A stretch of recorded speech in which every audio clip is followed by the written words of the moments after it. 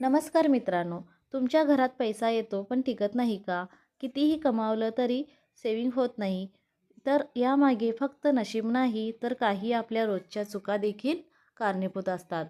आज आपण जाणून घेणार आहोत घरात लक्ष्मी का टिकत नाही आणि त्या 5 मोठ्या चुका कोणत्या आहेत.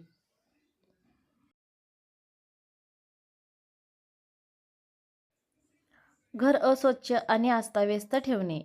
अर्थ: वास्तुशास्त्रानुसार जिथे घाण आणि अस्ताव्यस्तपणा असतो तिथे नकारात्मक ऊर्जा वाढते. माता लक्ष्मी ही स्वच्छता आणि शुद्धतेची देवी आहे.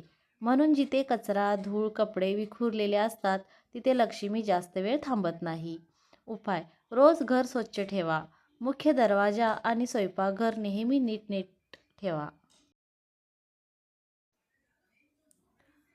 तुटलेल्या किंवा खराब वस्तू घरात ठेवणे. अर्थ: तुटलेली भांडी, फुटलेले आरसे, घरात इलेक्ट्रॉनिक्स हे सर्व नकारात्मक ऊर्जा निर्माण करतात. यामुळे आर्थिक नुकसान आणि अडथळे वाढतात. उपाय: तुटलेल्या वस्तू लगेच काढून टाका. दुरुस्त होणाऱ्या वस्तू लगेच दुरुस्त करा. संध्याकाळी झाडू मारणे. अर्थ: भारतीय परंपरेनुसार संध्याकाळी झाडू मारणे म्हणजे घरातील लक्ष्मी बाहेर काढणे मानले जाते. विशेषतः सूर्यास्तानंतर हे टाळावे. उपाय: झाडू सकाळी किंवा दुपारी मारा. संध्याकाळी फक्त साफसफाई हलकी ठेवा.